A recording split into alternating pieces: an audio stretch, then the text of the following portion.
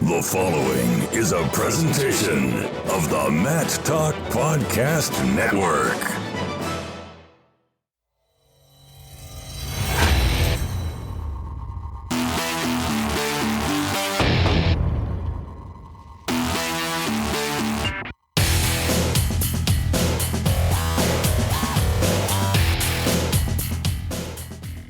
It's the Short Time Wrestling Podcast, episode 622. I am your host, Jason Bryant. News, reviews, previews, and interviews from all the things involving the world of wrestling. Well, today's show was going to be a normal little Friday. I was going to go back and talk about KJ Pilcher, or talk to KJ Pilcher from International Podcast Day, but then I had an idea. I was going to break out my perceptions of the bid cities that the NCAA released on October the 14th, about where we're going for Division I, Division II, Division III from 2023 to 2026. We know 21 and 22 are already set, so I figured I'd break it down. Then I get a text this morning. Fresno State's going to cut wrestling. I text a couple people. I call a couple people. Nobody's going to go on record, but basically other people had heard the same. So right around 1 o'clock, actually, it was closer to 1:30 Central Time. I was actually in the middle of a podcast with the Bonaventura twins for their show, D3 Nation, which you had heard on this show about a week ago or earlier in the week.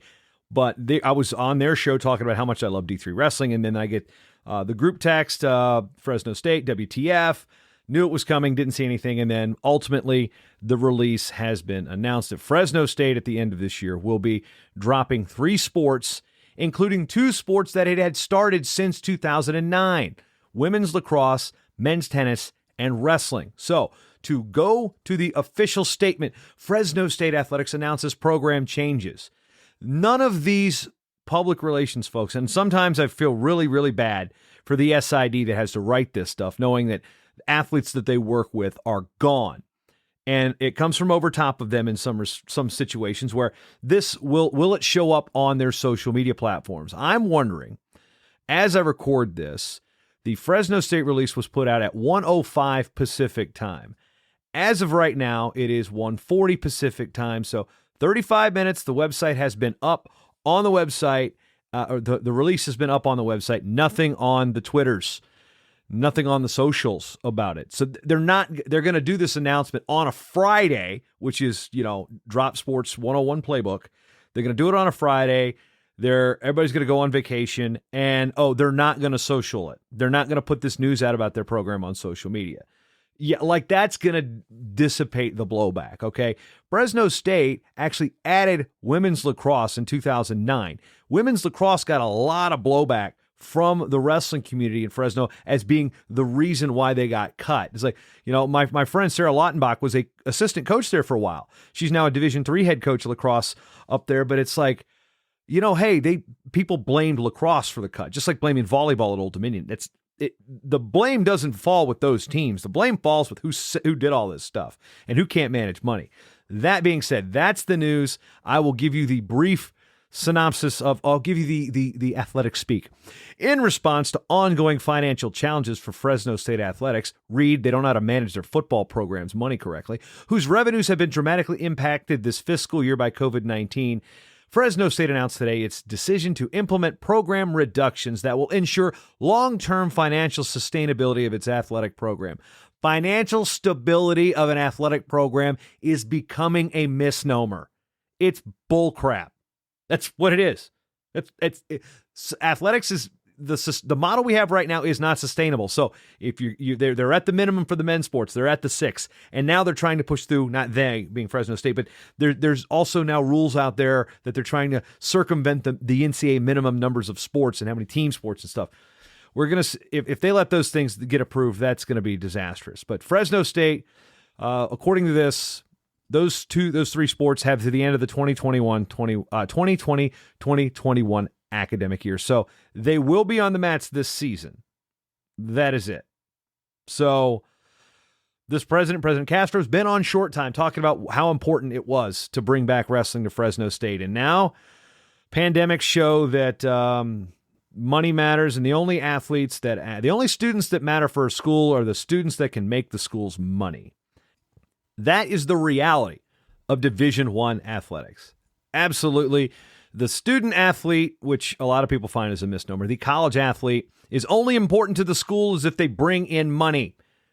Your education is not important. Your degree is not important. The bottom line financially and what you bring in, which 90% of these sports don't make any money anyway. So if you only went on sports that made money, you know how few teams we'd have in college athletics, especially at the Division I level?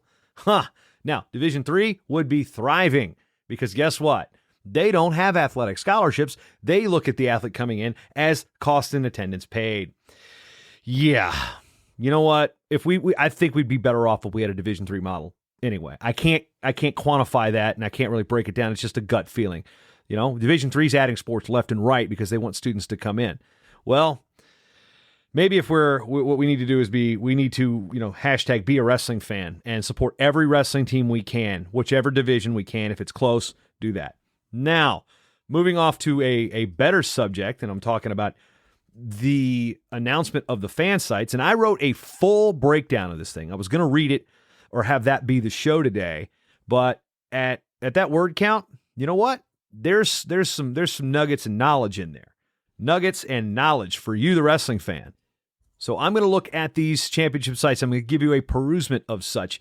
You can get this on my Rockfin channel at rockfin, rokfin.com/MattTalkOnline, or via the Patreon page at patreon.com/MattTalkOnline. So I'm looking at the NCAA championship sites. So Tulsa, Oklahoma, Bank of Oklahoma Center, the BOK Center. The state of Oklahoma has hosted 19 college wrestling championships, with OKC hosting 12. Tulsa's never hosted. And even back when Oklahoma and Oklahoma State were at the top of the college wrestling landscape, Tulsa never hosted. I've only been to Tulsa flying into it or driving through it. I usually fly into either Tulsa or Oklahoma City to go to Stillwater for Honors Weekend. Things you need to know. Seating capacity is listed at 19,199. That's great. But wrestling fans will need to look at the ice hockey arena football configurations because we don't get the seats on the floor. We might get that for finals, perhaps. 17,096 for ice hockey, 16,582 for arena football. My best guess, something in the middle. Haven't actually been to Tulsa. They've hosted the Big 12s the last couple years. So many of you out there that are Big 12 wrestling fans know this arena better than I. Kansas City has hosted only one major college wrestling championship, and that came in 2003 in what was then known as Kemper Arena. I didn't even bother to look it up to see what it's named now. I hated that place. It was a great event. Kansas City was awesome, but it was like down by the docks, man, or the train track. There was nothing there. Now, for years, fans have clamored for Kansas City to host again because we have the Power and Light District. What was formerly the Sprint Center is now the T-Mobile Center. I was there for the Big 12s a couple years ago. There was a McFadden sports saloon. It was during McGregor was fighting like one of the Diaz. It might have been Nate Diaz or something. And it was an absolute blast. There's a lot of stuff around there. That's something, if we get to clear the COVID type of stuff that we got to worry about. Kansas City is going to be a good spot. The only worry I have about that is the floor space in terms of the Big 12s that year. The mats were pretty close to those hockey dasher boards. So hopefully there's, I don't know. I don't know how those things work. I know they can be taken out. And I know that there's going to be a great fan fest option there. Capacity for arena football, 17,297. Ice hockey, 17,544. Philadelphia was hit or miss for many fans back in 2011, and it's the only time the city has hosted a major college national wrestling championship. The state has hosted national championships 23 times, with Philadelphia only hosting that 2011 championships. I lived in Lancaster for 3 years, about 90 minutes away from Philly, so I generally think the place has its pluses and minuses. One drawback for folks from the Midwest always seems to be mass transit. It always just kind of rubs people the wrong way if they can't drive to the stadium, park their car at a hotel, and walk over. Well, not every major facility is like that. Philly has the Wells Fargo Center and Lincoln Financial Field where the the Eagles play. So there was nothing around there in 2011. Now there's an entertainment district called Xfinity Live. It's got a Geno's Cheesesteaks in there. For my friend Brian Hazard, it's got a Victory Beer Hall, which Victory Brewing is out of Downingtown, which is awesome. They make Golden Monkey, Sour Monkey. They give you concussions if you're Brian Hazard. Wells Fargo claims its capacity to be 19,500 with the configuration for the Flyers, whom I hate, at 19,306, and arena football being 17,597. Back in 2011, it broke St. Louis's attendance record with 104,260 and 17,687 for the finals. The city of Cleveland at least the city of Cleveland proper. They've hosted 5 NCAA championships on the wrestling side, 4 of them coming since 2014. They've had 2 Division II championships in 14 and 19, the Division III championship in 18, and of course, a week later, the wildly successful 2018 Division I championship. The home of the Cleveland Cavaliers, the name of the venue will be different the next time we come through the turnstiles. Quicken Loans Arena is no more. I don't know if Flow Wrestling is to blame for this, but is now the Rocket Mortgage Fieldhouse. Yeah, that's a thing. Anyway, perks of the place is the construction will be gone, from what I understand. A lot of stuff in walking distance. There was a casino. There's all sorts of awesome food. I think Michael Simon had a really good barbecue place down there that I ate at a couple times. Cleveland didn't suck, so that's a plus. And its attendance set the record in 2018, 113,743, with a finals round attendance of 19,776. So Cleveland, you did a good job. By the way, Cleveland proper has 5, but if you count John Carroll University, which is in University Heights, which is a suburb, they've hosted 3 NCAA Division III championships, giving the greater metro area of Cleveland 8 college wrestling championships over the years. Now, other things. It wasn't just Division I that was announced. Cedar Rapids will host the Division II championships in 2023 and the Division III championships in 2026. U.S. Cellular Center has hosted most of the 9 championships. Actually, it's 11 championships if I did my math right. I can't do my math right. Let's do it. Let's see. It's never hosted D1. It's had 8 Division IIIs, 2 Division IIs, and an NAIA. That makes 11. Of course, one of those 8 championships was the canceled event last year, but I don't want to talk about that. Can we get the double shot? Cedar Rapids, great wrestling town, great wrestling facility. Cedar Rapids, not only does Cedar Rapids not suck, Cedar Rapids is awesome. There is so much stuff to do right around. And when I say so much stuff to do, I mean bars and restaurants, because that's really all wrestling people have time to do. You want to go down to like the Slovak Museum for if you're Czech or something, or Slovakian. There's that.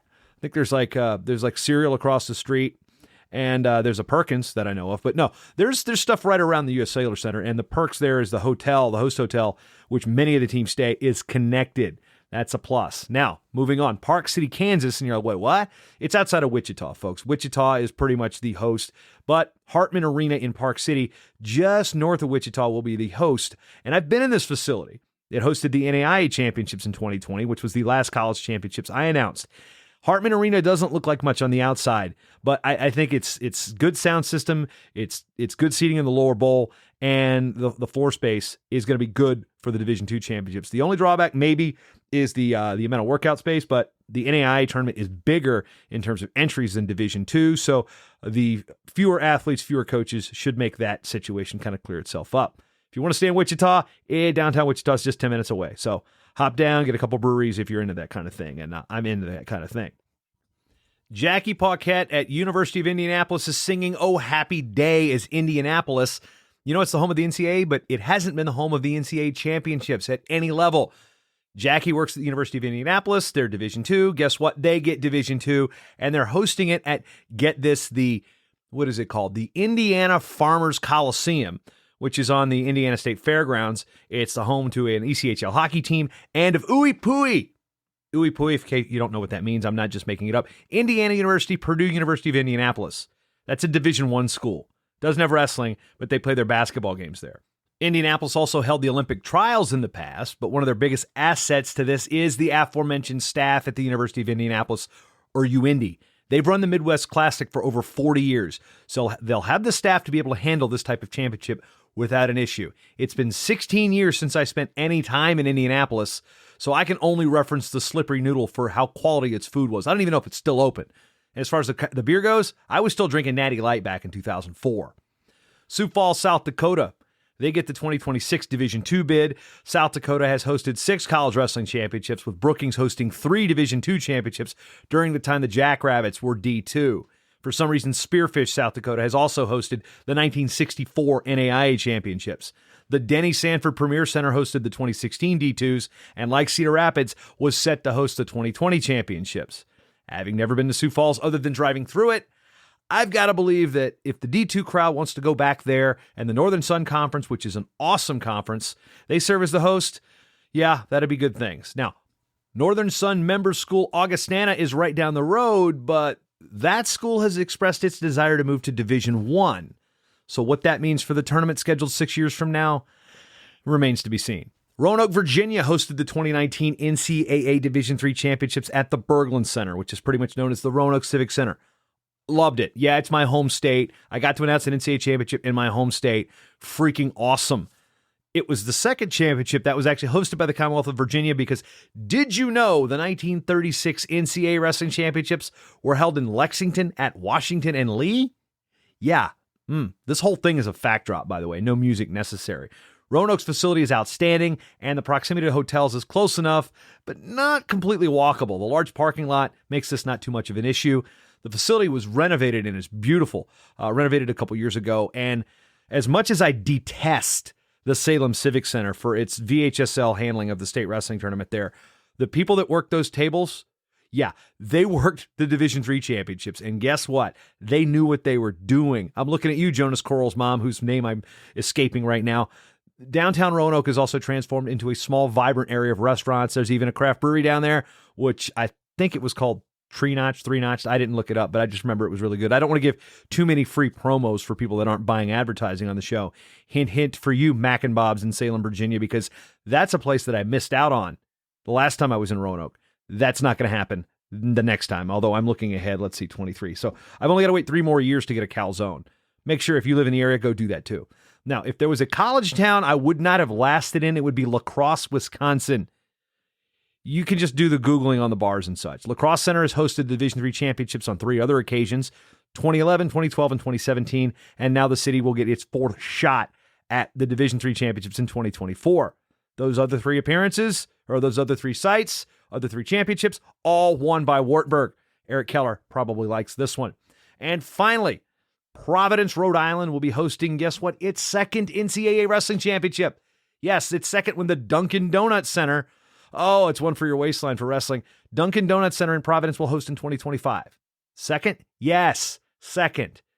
In 1931, Brown hosted the NCAA Wrestling Championships. Then it was just one division, and it wasn't even called the University Division. It was just the NCAA Wrestling Championships. I'm pretty sure none of you attended that. Providence is also the home of 2 Division III schools, Rhode Island College and Johnson and Wales, which has made considerable gains in the wrestling world in the past decade. Dunkin' Donuts Center, wrestling.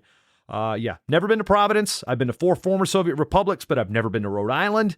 And I'm told by folks from the nation's smallest state that there's a ton of stuff to do down there. Walking distance. So, hey, I saw a brewery on the list, so that's good. So that's all I've got for my brief recap of my extensive story on Rockfin and on Patreon about these championships. I go into details about who's won, how many times they've hosted. I did a bunch of little research this morning to give you a nice little read, and you can find that on rockfin.com/MattTalkOnline or patreon.com/MattTalkOnline. Oh, a lot of words. That's all I got. But as always, I'd like to thank you for spending your time with me because you've always got time for short time. Let's go meet KJ Pilcher of the Cedar Rapids Gazette one more time and talk some BV wrestling, talk some D3 wrestling, and talk some general wrestling coverage from the world of the Cedar Rapids Gazette and the Predicament here on the Short Time Wrestling Podcast. KJ Pilcher in the house here. Mr. Pilcher, I'm trying to represent your coverage area, your alma mater. How am I doing here? What's going on? I've got you. I'm saying I've got BV on the hat. I got some Mount Vernon, which I think that's your coverage area, right? Yes. Okay, indeed. so I'm trying to do.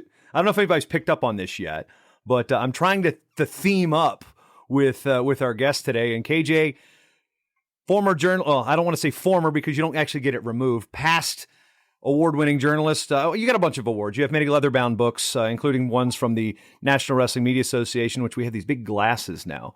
Mm-hmm. But Cedar Rapids awesome. Gazette, longtime wrestling aficionado. Your family's been in wrestling now. If you don't follow KJ on Twitter, you should. If you don't follow him on Facebook, you really should, because I tell you, the parenting this guy has for his softball girls, I am writing down. And my daughter just started playing soccer, the 4-year-old. So I'm now one of those parents.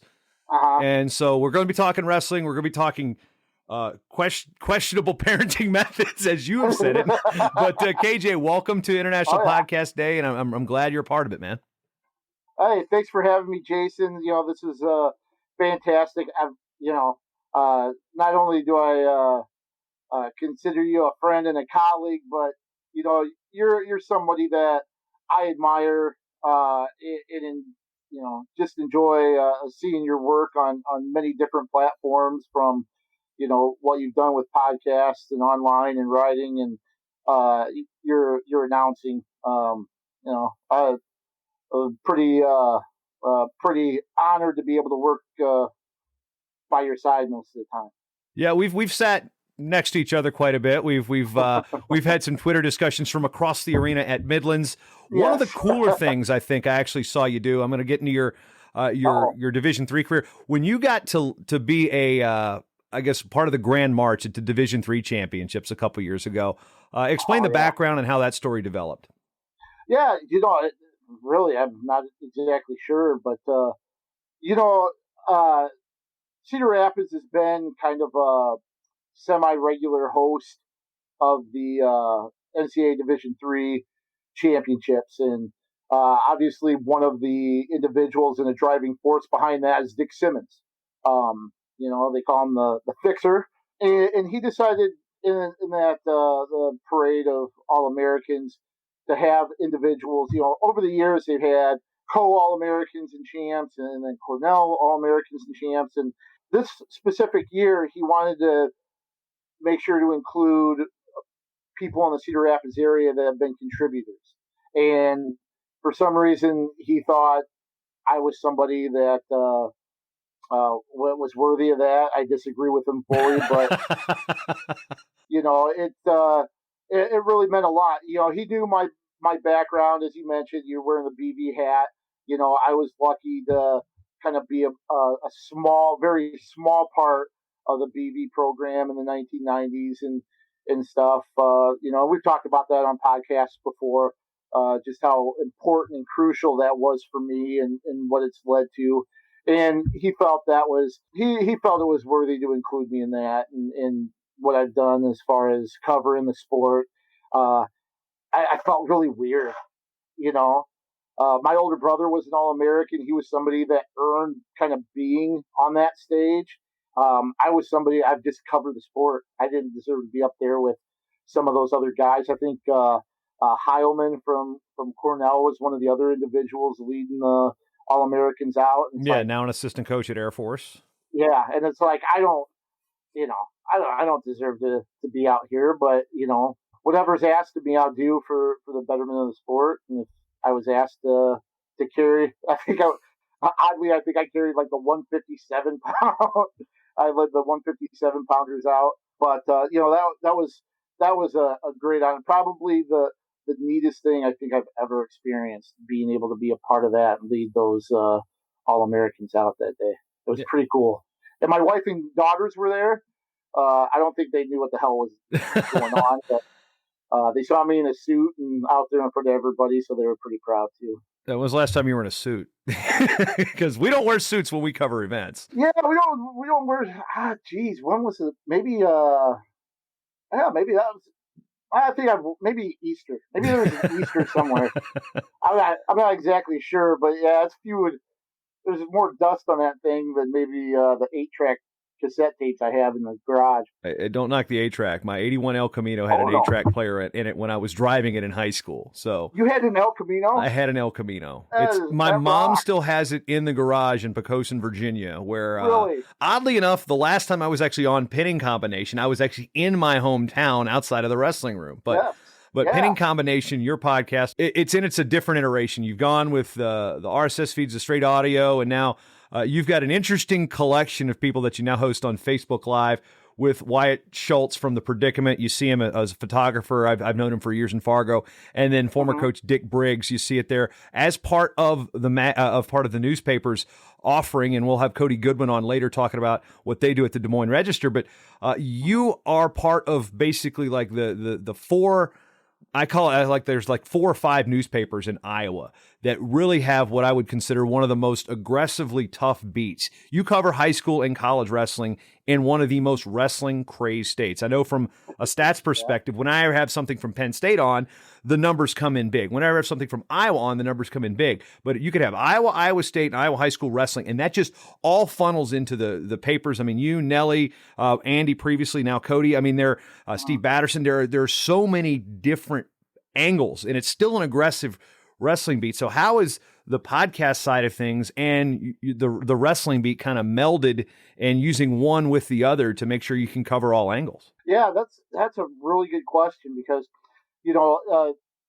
the podcast itself has evolved or changed drastically. I think Wyatt and I, it was just an audio only version, and Wyatt and I were literally like in a storage closet because it was the only quiet place we could get to with a phone line that could reach there.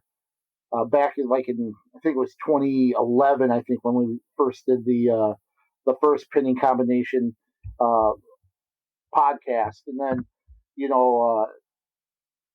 as kind of the structure of our company changed, so did the podcast a little bit, to where we actually had a recording studio that we were able to do it from, and then it eventually turned into more of a webcast in kind of a quasi studio that we have at the Gazette, where Wyatt and we brought Dick Briggs on after he was done coaching, and of course Dick Briggs, All-American at UNI, as well to his long coaching career. But yeah, I mean, there is so much in this area when you look at the University of Iowa. We also cover UNI, Iowa State at the D1 level, the D3 wrestling with the now American Rivers Conference is such a big priority for us, as well as the prep. So we're covering, Cole, Cornell, Upper Iowa at the D2 level,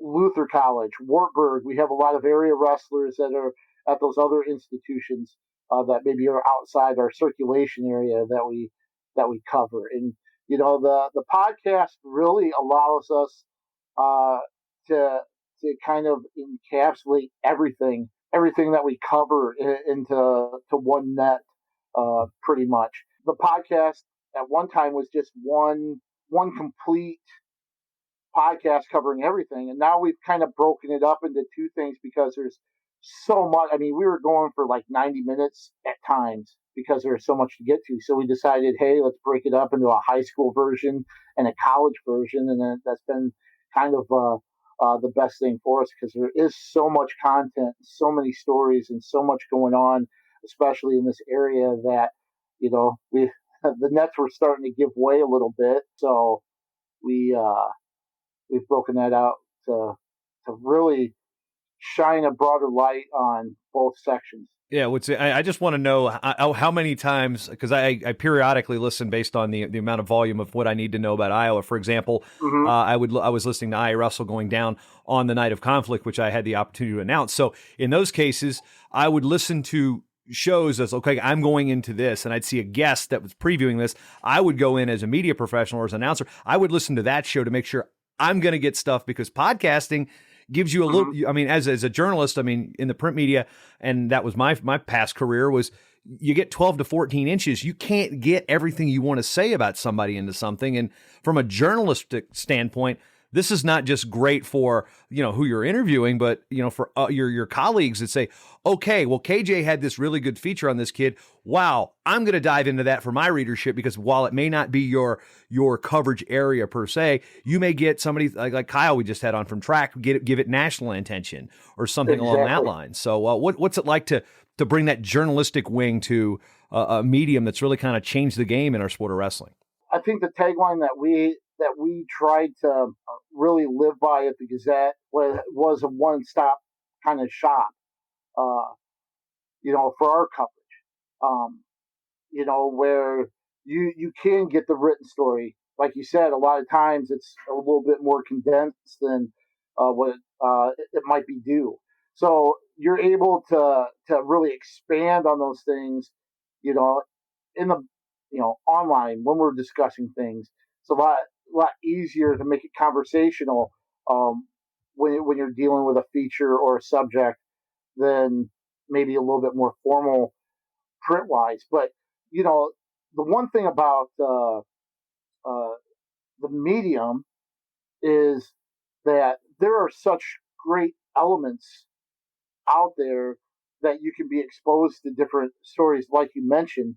You can watch a happy hour or potentially dangerous, Matt Talk Online, and kind of be introduced to like, oh wow, I didn't realize that. Um, and like you said, then kind of delve into things. Um, it's just a way to kind of broaden uh, what you're covering, and it's just amazing how uh, it's really led to that kind of evolution of coverage. With your co-hosts, Dick Briggs and G. Wyatt Schultz, and the G starts for Grant. It means Grant. Yeah. I'm wondering, does he bring the Oreos anymore? Because in Fargo, he would show up, and there, Gary Abbott would do a good job with the hospitality treats for the media, because we really didn't get up and eat a whole lot. But here comes Wyatt with every flavor of Oreo known to man, and some Easy Cheese. We have no Oreos or Easy Cheese. We have candy occasionally and stuff, but I'm going to give him a little bit of crap because he's a little stingier with us, I guess. Well, I don't know if he's doing. I think has he technically retired from his other job? Yes, he's retired now, so he's. You know what I think that was? I think he was actually saving you. He just didn't like us because all the stuff that fell off the pallets is what he would bring to Fargo. Oh, okay, I see. I see. You're getting the leftovers. We get the fresh wrapped candies, but it's fun. I tell you what, what's covering the sports since 2003 with Wyatt.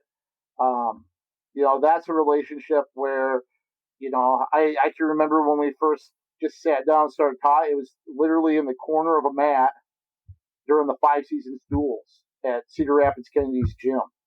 And he was taking pictures, obviously, for the predicament and the 5 seasons duels finals. I think Apple Valley might have been wrestling Iowa City West, or I can't remember who, but I remember Apple Valley being there for that. We just sat down and we started. I was covering, taking notes, and he was taking pictures, and we just started chatting. And then it's amazing. It really was a friendship that was forged through the sport of wrestling, and it's blossomed to where we used to just travel places together. And then when the Gazette decided, hey, let's do some of these other elements online, he was the first person I called to say, hey, do you want to do this with me? And it's been that way ever since. And oddly, with Dick Briggs, he coached at our crosstown wrestling. It wasn't really a rivalry because Jefferson was so much better than Wash, but there's a natural east-west rivalry in the city that's separated by a river between the two high schools.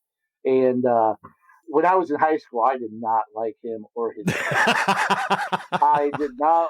I hated everything Jefferson. But after covering his teams and getting to work with him on a professional basis, we became really good friends. We actually live near each other, and now we've kind of extended this professional relationship and friendship into the podcast now that he's done coaching, and it's been awesome to where now he's a regular contributor at NCAA tournaments and other things like that. So it really, it's a great relationship through the podcast with three people that love wrestling and have devoted a lot of time to the sport just because of a mere passion for it.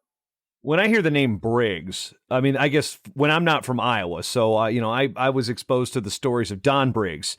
And then, of course, Dick, brother. Yeah, the brother there. And then, Kyle Briggs out there wrestling for Wartburg. I remember pulling it up, and I think, this is one of those things where it's like, I think it was Ben Saracen was wrestling Kyle Briggs at the Nationals. And I looked at, they were both Cedar Rapids guys. And I'm like, I guess these two might have met before. And you text me right there. It's like, they hadn't met. So there's a Cedar Rapids story for you. And then I want to know how much Cedar Rapids stories you get from Dick about Don, maybe when the microphones aren't on, because I know Don Briggs he's got some stories. We probably haven't ventured into the big chest of stories from Don, but occasionally there'll be some things from his time wrestling for Gary Kirtle there at Cedar Rapids Jefferson, and then down at the University of Iowa, and then of course he was a longtime coach at UNI. But both Don and Dick are very outgoing individuals, I guess you would say. I think Don still ice climbs, and I've heard stories about the ice iced over silos that Don still, I mean, what, in his 60s and stuff now that he still does. I mean, it's uh, pretty amazing. But Don, I want to say wrestled Gable maybe at one of the state tournaments up in Waterloo. Um, I don't think it went real well for him, but it's just that connection to history. But we haven't really gotten into many of the juicy stories with Don, but I have heard maybe a couple of the not so family friendly ones that are pretty entertaining. That's the one thing with a podcast that you don't have to worry about for radio. You just mark it explicit and you'd be like, okay, we are going to be dropping Effenheimers today. Typically with the newspaper, you've got newspaper branding behind you, so you can't really do that. Because I think I remember one time Right. when I was working at the Daily Press, there was this outrage because the word shit was in the paper. So how times have changed a little bit. But Well, interestingly, sorry to interrupt you and kind of interject this story. One of the times that I got a lot of pushback from our readers, and of course, we still have a strong paper or print circulation.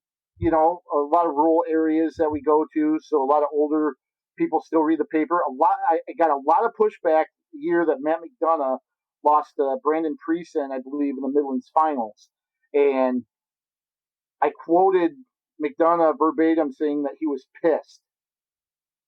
The term being pissed, and I checked with the editors; they were fine with it.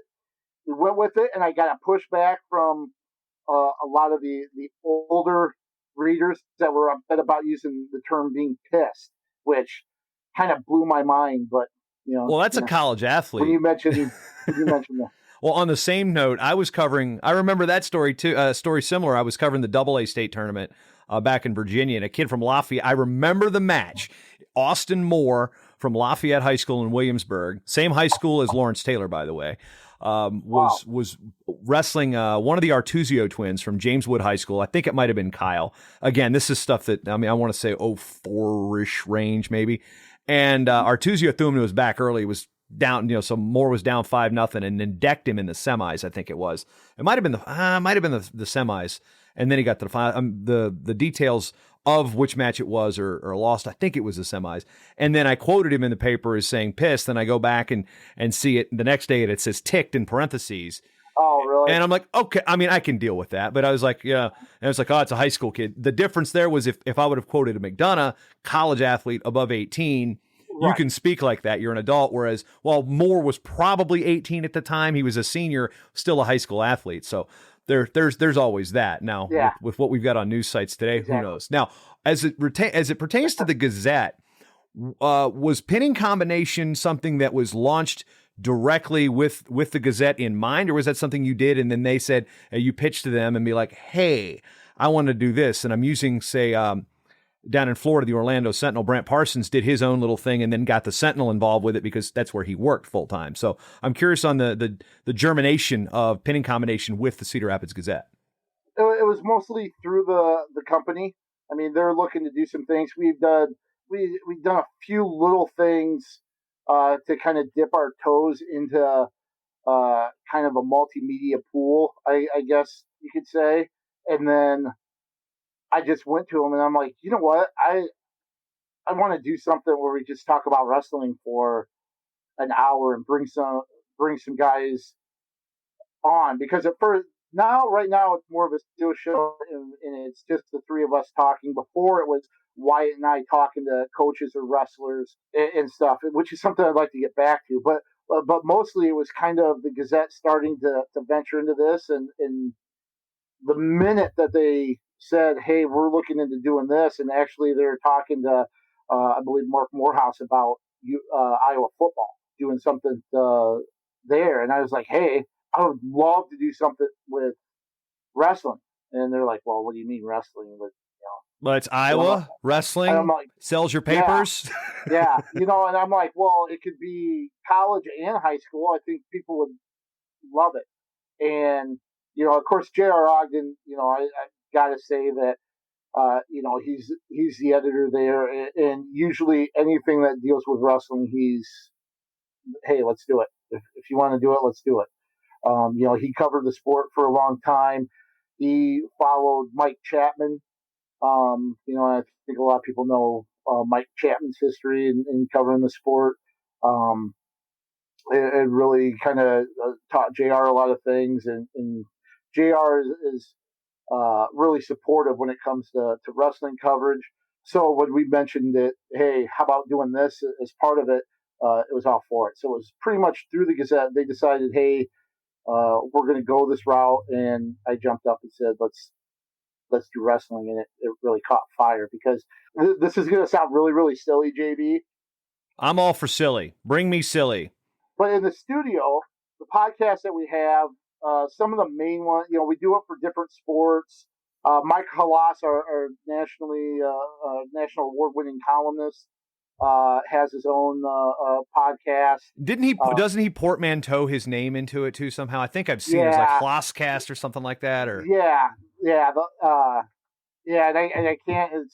I'm blanking on it right now, but we have these little pennants on the wall, and for years it was On Iowa podcast, which is the big one that Mark Morehouse and Scott Docterman have, mainly discussing Iowa football and a little bit of basketball. And then a pennant for Halas on the wall behind this big picture.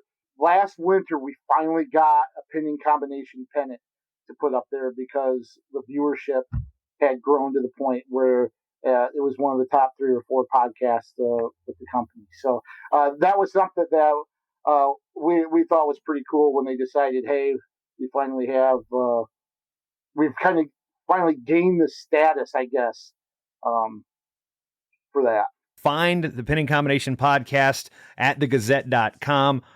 Easily found there on the sports section. You see got the most recent episodes up from Mr. Briggs, Mr. Grant Wyatt Schultz, and Mr. Pilcher. And I guess final thought, KJ, fire us up. One thing, some of the things, a little bushwhacker motion there, but one story I want to finish.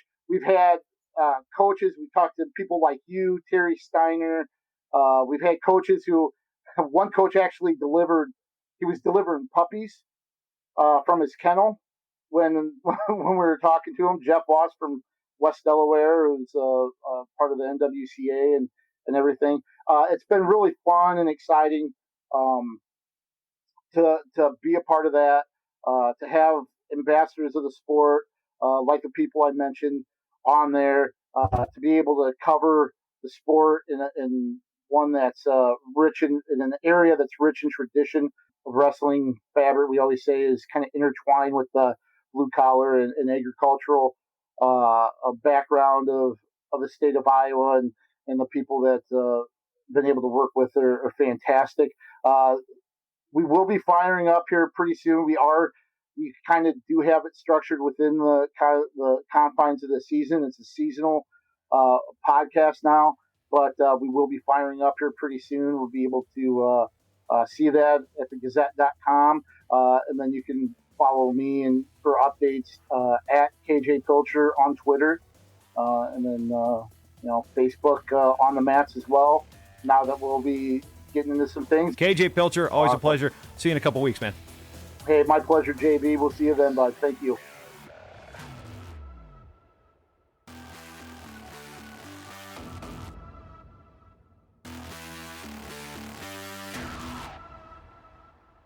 The Short-Time Wrestling Podcast is proudly outfitted by Compound Sportswear.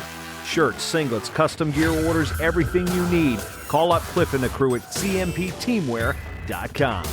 Hey, you know what? Did you like the show? You want to hit that subscribe button? MatTalkOnline.com/listen. Various different ways to subscribe to this show on your favorite podcatcher of choice.